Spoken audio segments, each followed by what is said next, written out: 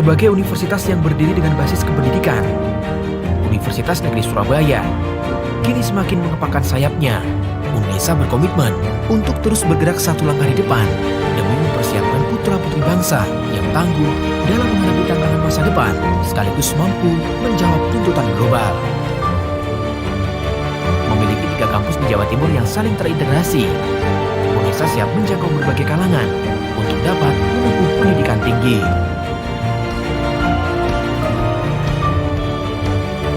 Kampus utama berlokasi di Desa Wetan, Surabaya, dengan 7 gedung utama, diantaranya Gedung Rektorat,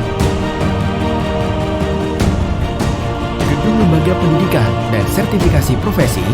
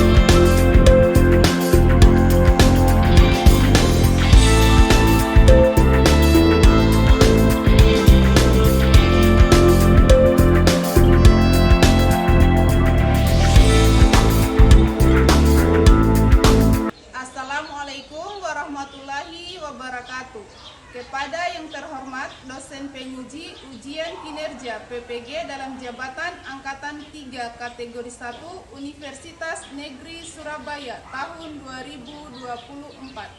Perkenalkan, nama saya Felicia Aba Malfati, NIM 230109228483.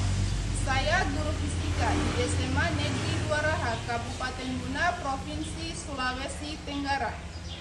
Pada hari ini, Senin, tanggal 4 Maret 2024, saya akan melaksanakan praktek pembelajaran untuk memenuhi ujian kinerja PPG dalam jabatan tahun 2024 dengan mengambil materi energi alternatif terbarukan pada topik masalah-masalah konsumsi energi di Indonesia, serta menggunakan model problem based learning.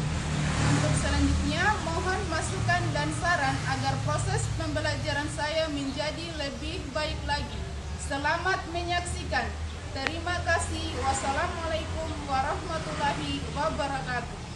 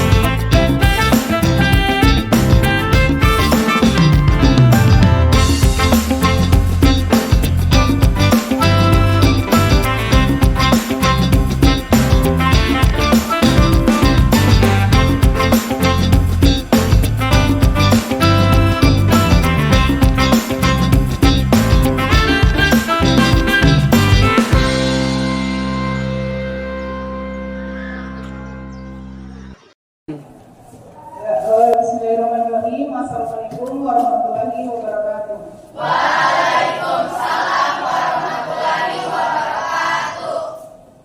Ya, pertama-tama henti-hentinya kita mengucapkan puji syukur kehadirat Allah Subhanahu wa taala karena berkat limpahan rahmat dan karunia-Nya sehingga pada pagi hari ini kita masih diberi kesehatan, kekuatan untuk dapat hadir di sekolah mengikuti kegiatan belajar biasanya. Untuk materi kita hari ini masih tentang energi alternatif terbarukan. Sebelum mulai terlebih dahulu kita akan membaca doa belajar yang akan dipimpin oleh ketua kelas. Kepada ketua kelas dipersilakan.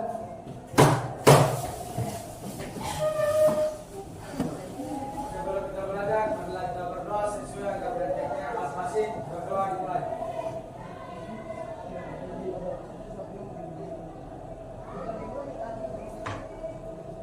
Berdoa selesai. Bagaimana kabarnya hari ini? Ya, sebelum kita mulai pembelajaran terlebih dahulu saya akan mengecek kehadiran. Bagaimana? Apakah ada yang tidak hadir hari ini? Siapa saja?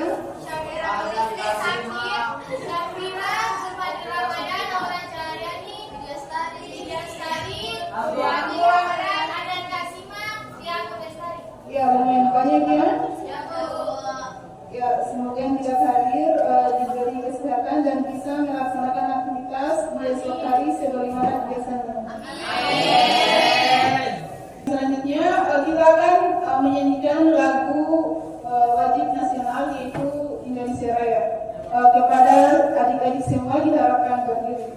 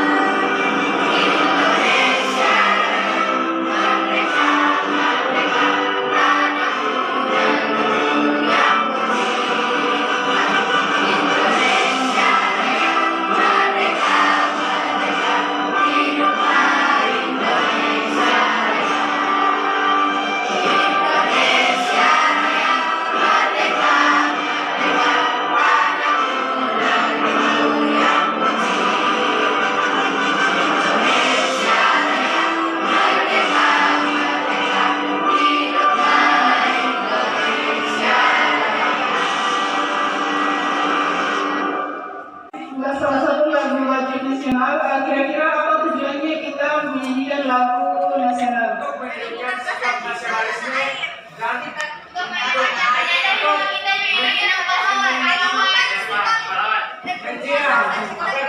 Ya, semuanya benar ya. Ya, semuanya benar. Salah satunya itu untuk menyembuhkan rasa cinta tanah air. Ya, karena kita negara Indonesia adalah negara yang sangat beragam budaya, suku. Jadi walaupun kita berbeda-beda, tetapi tetap satu. Kemudian yang selanjutnya kita akan melakukan briefing untuk memfokuskan perhatian sebelum masuk ke materi pembelajaran.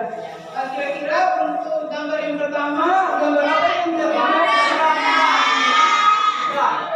Ya, budaya. Ya, jadi jumlahnya ada 10. Ya, kemudian angka 3 ada berapa? Selanjutnya imunisasi polio.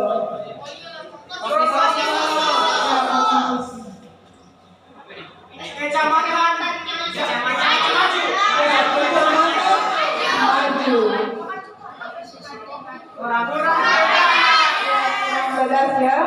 Ya, ya, aplaus kepada semua yang telah menebak gambarnya. Masuk di materi prasyarat, Bu Guru akan menyajikan penggunaan teknologi artificial intelligence.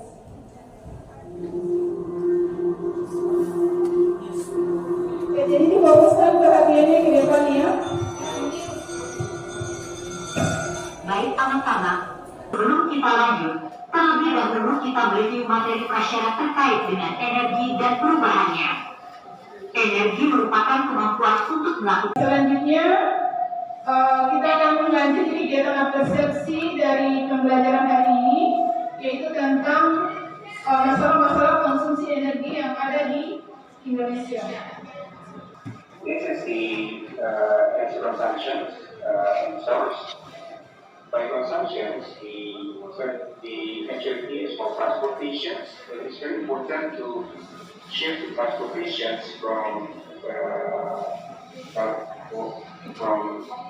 non-renewable into renewable energy sources. And secondly, on industry, 38%, while possible 15%.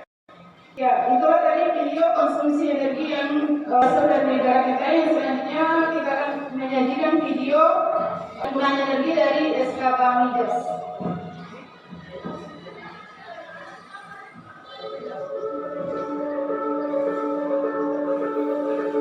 Kebutuhan energi di masa depan akan terus meningkat. Minyak dan gas bumi masih menjadi sumber energi utama. Masih cukupkah migas kita untuk masa depan Indonesia? Sejak penemuan minyak komersial pertama kali pada tahun 1885, industri hulu migas terus berkembang. Setelah kemerdekaan, puncak produksi minyak terjadi 2 kali, yaitu tahun 1977 dan tahun 1995. Lebih lanjut, Indonesia bukanlah negara kaya minyak. Cadangan minyak terbukti Indonesia. Di Indonesia dan SKK dan Migas. Yang selanjutnya Bu Guru punya pertanyaan pemantik. Pertanyaan yang pertama, bagaimana konsumsi energi Indonesia? Semakin hari apakah semakin naik? Ya.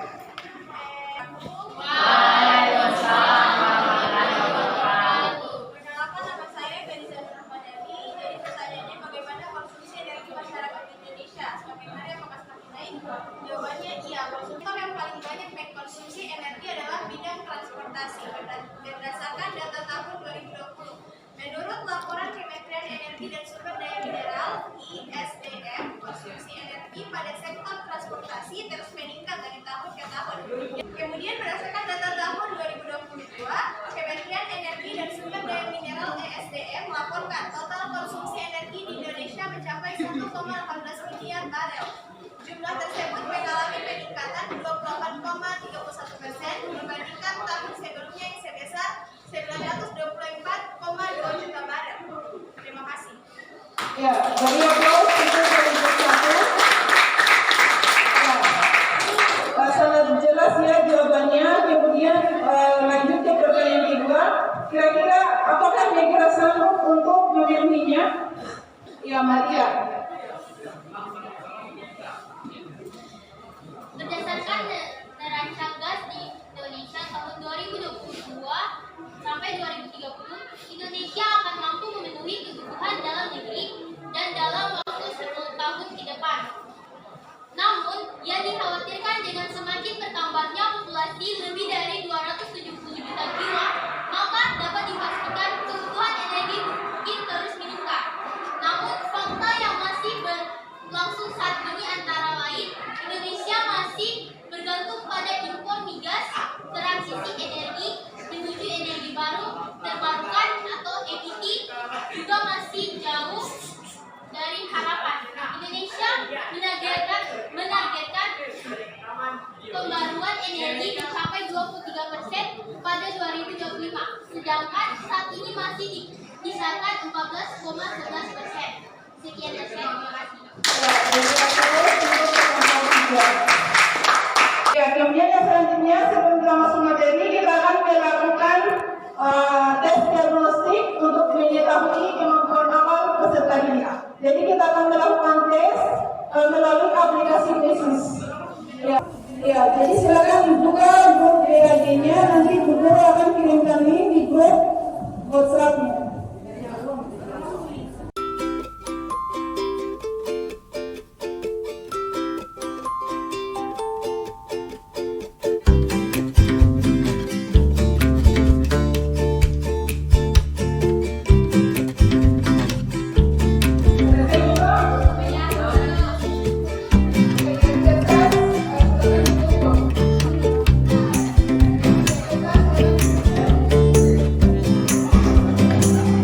Yang menjawab dia daftar, kalau menjawab silakan ditutup kalau sudah.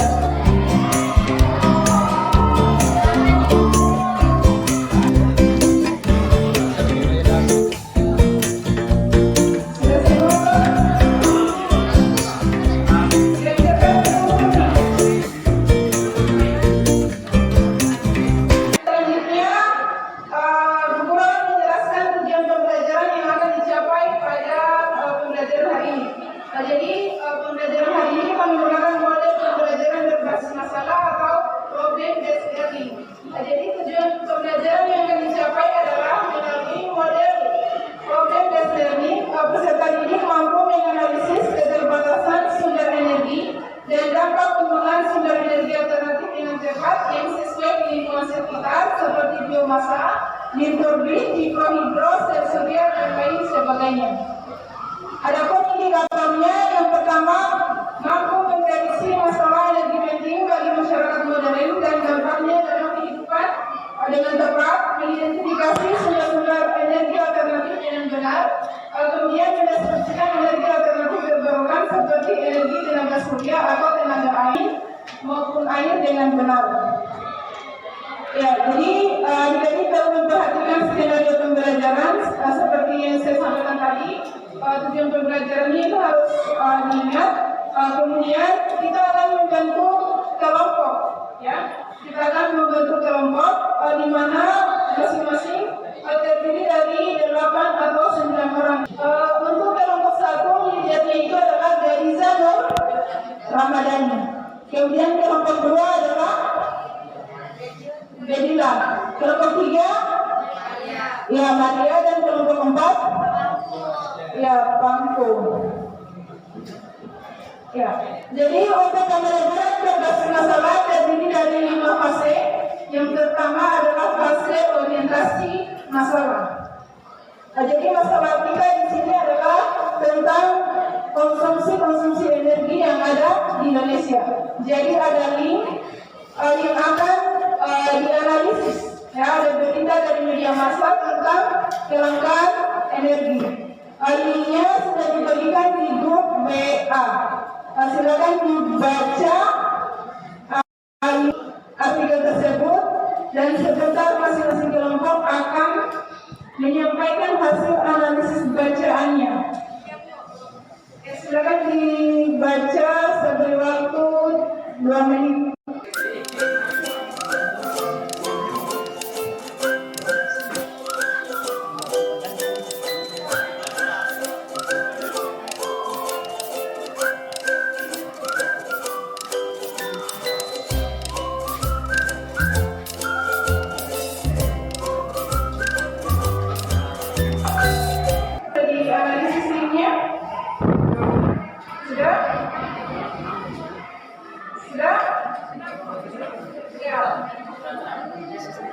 Jadi selanjutnya setiap kelompok akan menyampaikan hasil analisis bacaan yang telah dilakukan kepada kelompok 1 bagaimana tanggapannya tentang batu bara. Dari kelompok 1, tanggapan saya adalah berdasarkan data BPS Statistical Review 2021, Republik Indonesia merupakan pemilik cadangan batu bara terbesar ke-7 di dunia, yakni mencapai 24,87 miliar ton berdasarkan status hingga akhir 2020. Berdasarkan data Badan Geologi Kementerian ESDM, status per Juli 2020, jumlah sumber daya batu bara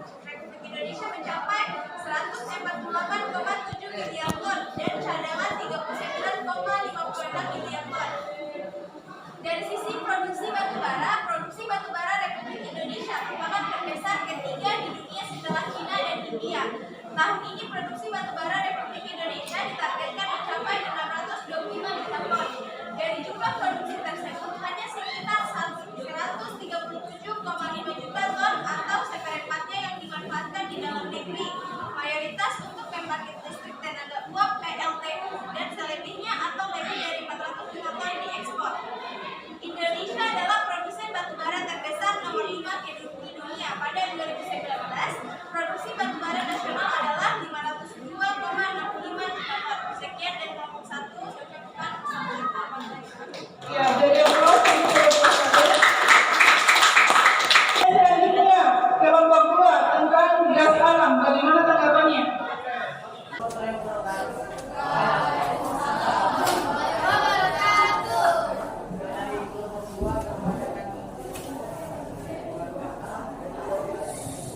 Berdasarkan data Kementerian ISDM, status per 1 Januari 2020, cadangan gas bumi yang ada saat ini disebut masih cukup untuk 19 tahun ke depan dengan asumsi tanpa penemuan cadangan baru.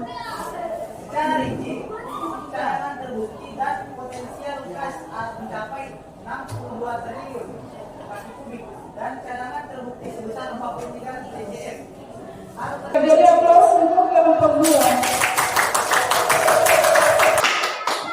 Ya, itulah tadi kita sudah masuk di fase 1 tentang orientasi masalah, di mana kita sudah menganalisis artikel dari media massa tentang kelangkaan energi. Kemudian selanjutnya kita akan masuk di fase 2, yaitu mengorganisasikan peserta ini untuk belajar. Yang pertama, Bu Guru akan membagikan RKPD setiap kelompok.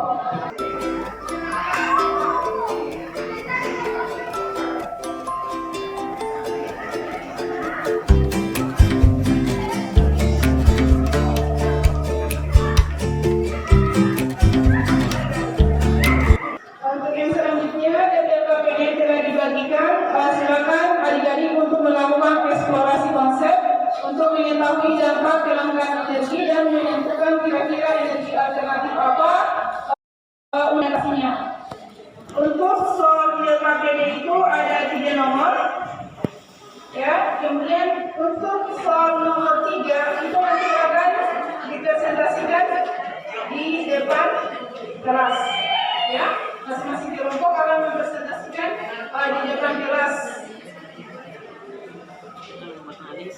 Ya, silakan mengisi RKPD-nya. Saya beri waktu 5 menit.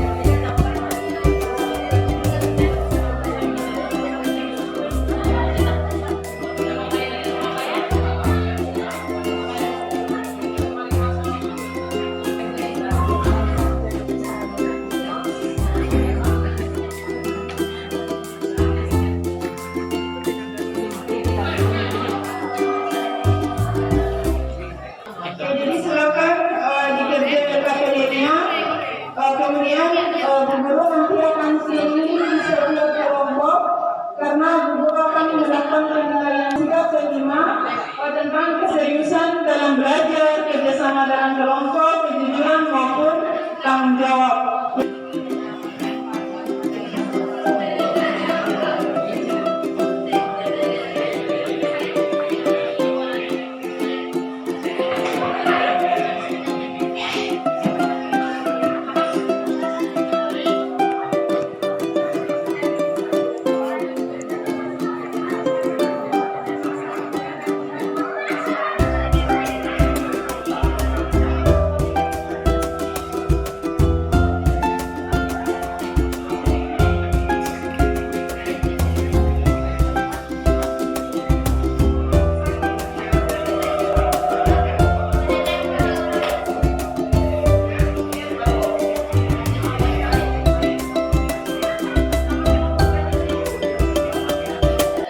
Untuk menanggulangi kelangkaan energi. Ya, jadi itu merupakan pertanyaan di atas tabel nomor 3. Ya, sebentar setiap kelompok akan maju ke depan untuk mempresentasikan kira-kira alternatif energi apa untuk menanggulangi kelangkaan energi.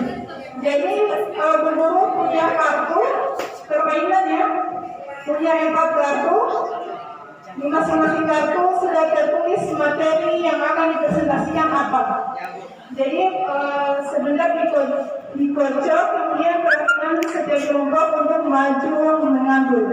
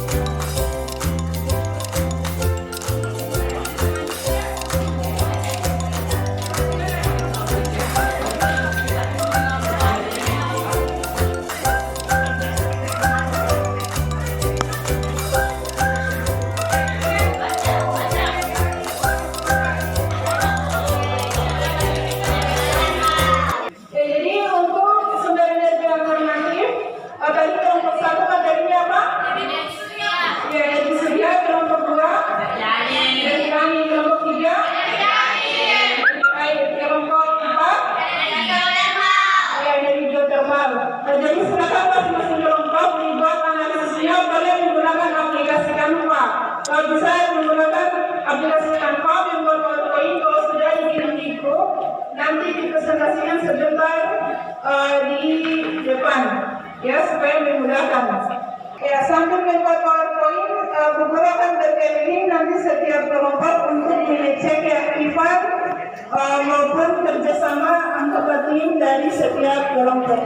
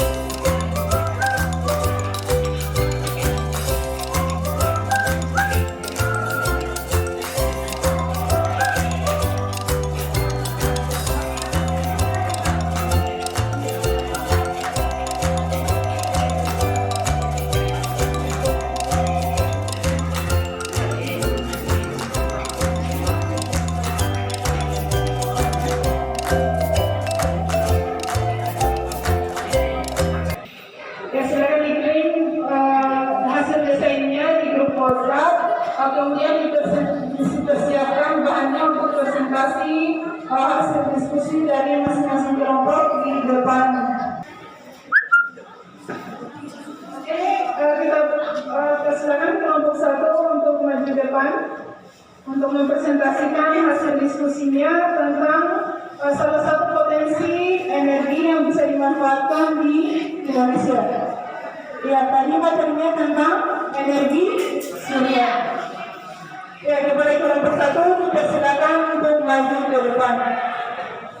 Ya, kemudian kelompok lain yang menyimak presentasi dari kelompok 1 dan mengajukan pertanyaan jika ada yang lebih mengerti. Assalamualaikum warahmatullahi wabarakatuh.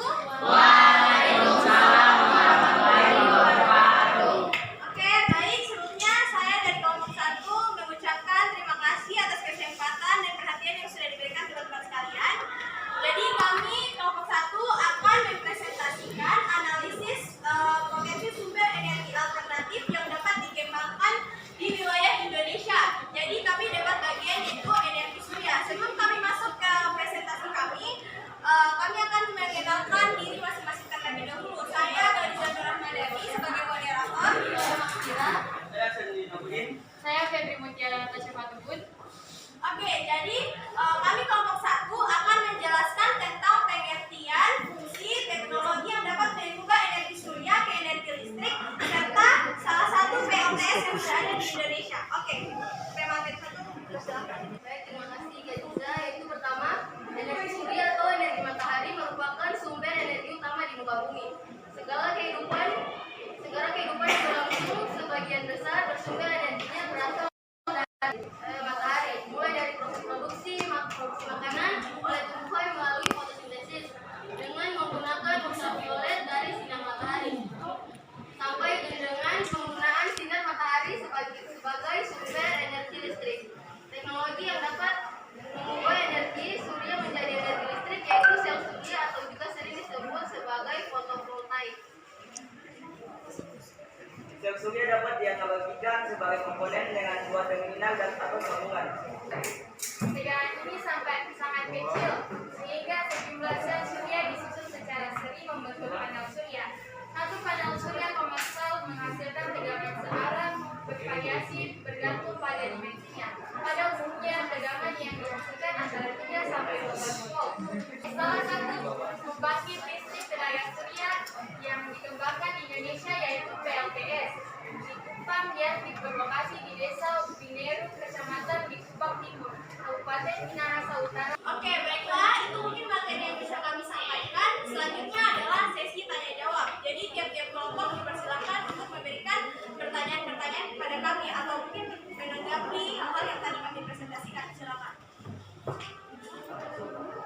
Kelompok 4. Assalamualaikum warahmatullahi wabarakatuh. Waalaikumsalam warahmatullahi wabarakatuh. Saya dari perwakilan kelompok 4 akan memberi pertanyaan kepada kelompok 1. Bagaimana cara kerja energi matahari sehingga menghasilkan aliran listrik? Dari kelompok 2. Jadi pertanyaan kelompok 2 itu adalah berapa lama usia pakai sel surya. Nah, jadi sel surya itu biasanya bertahan untuk pemakaian sekitar 20 sampai dengan 25 tahun, tergantung pada kualitas bahan dan kondisi pengoperasiannya. Selama waktu tersebut, efisiensi sel surya secara bertahap akan mengalami penurunan dengan kisaran sekitar 0,5 sampai dengan 1% per tahun. Namun, dengan pemeliharaan dan perlindungan yang tepat dari faktor lingkungan, sel surya bisa terus menghasilkan listrik dengan tingkat efisiensi yang relatif tinggi untuk waktu yang lama. Mungkin itulah yang kelompok 1 dapat kami sampaikan. Terima kasih karena teman-teman sekalian sudah mau mendengarkan presentasi kami. Semoga apa yang kami sampaikan ini bisa bermanfaat bagi teman-teman sekalian. Kami tutup dengan ucapan Assalamualaikum warahmatullahi wabarakatuh. Yang selanjutnya kita persilakan tampilan dari kelompok 4 yaitu energi geothermal. Warahmatullahi wabarakatuh. Terima kasih atas kesempatan yang diberikan kepada teman-teman dan ibu guru untuk diskusi dari kelompok kami. Materi yang pertama sebelum itu perkenalkan nama saya Pak Muradi Tiasa.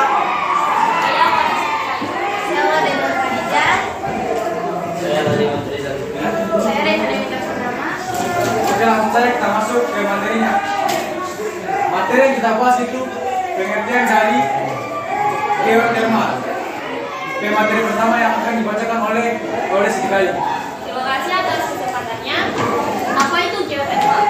Geothermal adalah salah satu sumber energi alami yang terdapat di dalam bumi, berasal dari interaksi panas batuan dan air yang mengalir di sekitarnya. Panas yang terkandung di aliran air tersebut mengandung energi yang dapat dimanfaatkan. Geothermal sebagai pengganti energi tak terbarukan. Geothermal termasuk sumber energi yang terbarukan atau renewable, sebab panas tersebut berasal dari batuan panas di perut bumi yang akan selalu ada selama bumi juga ada. Energi geothermal juga sangat ramah lingkungan sebab tidak polutan. Ya, alhamdulillah semua kelompok sudah mempresentasikan tentang analisis potensi sumber energi alternatif terbarukan yang bisa dikembangkan di Indonesia, mulai dari energi surya, energi air, energi angin, sampai di energi geothermal. Kemudian yang selanjutnya kita masuk pada fase kelima, yaitu menganalisis dan mengevaluasi proses pemecahan masalah. Yang pertama tadi sudah dijelaskan juga tentang kelangkaan energi ya.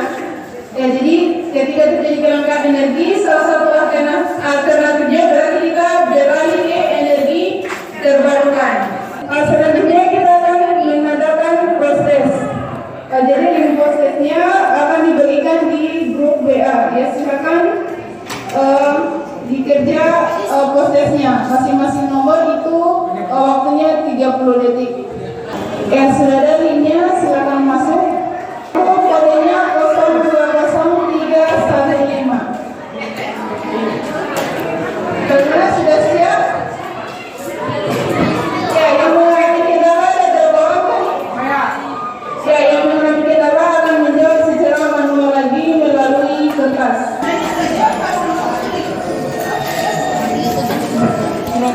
Ya, kita klik mulai ya.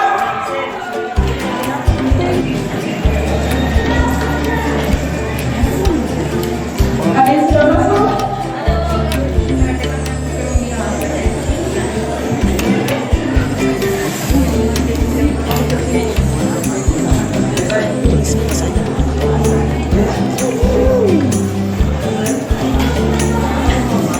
Ada yang sudah masuk?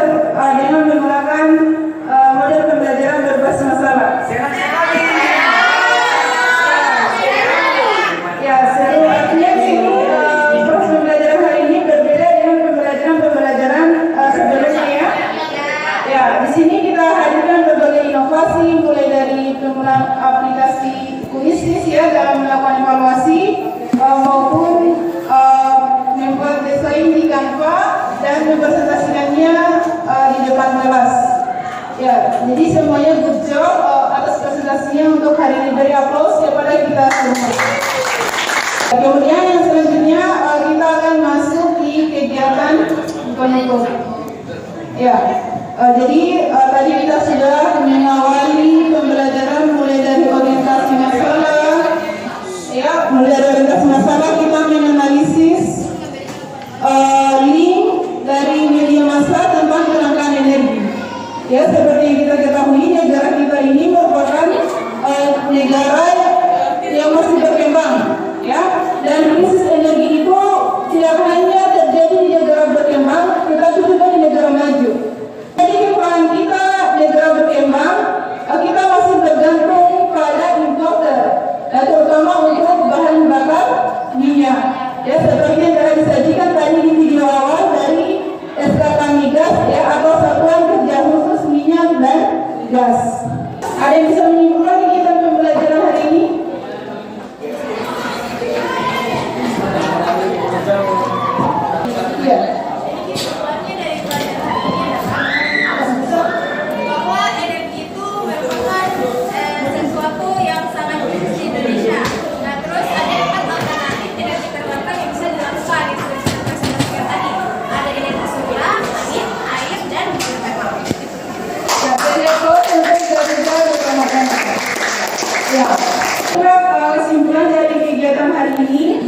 kita sudah melaksanakan aktivitas diskusi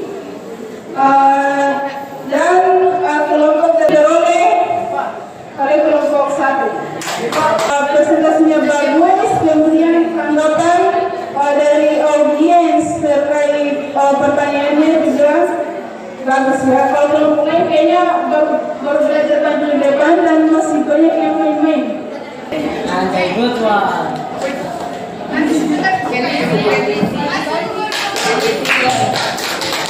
Jadi pemenang dari presentasi itu kelompok 1.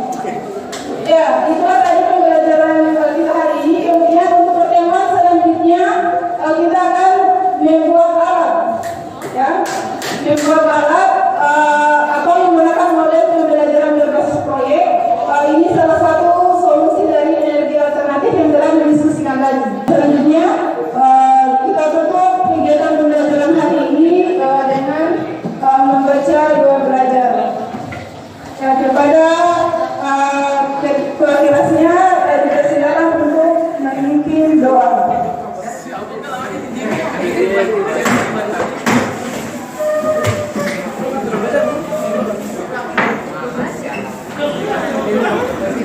Kita tutup pembelajaran hari ini. Marilah kita berdoa sesuai akan berkeyakinan masing-masing. Doa dimulai.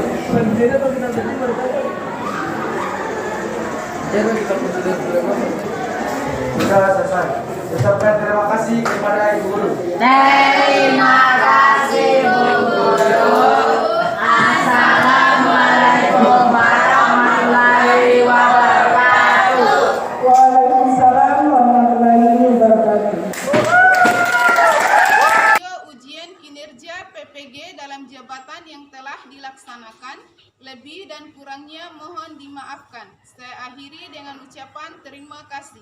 Wassalamualaikum warahmatullahi wabarakatuh.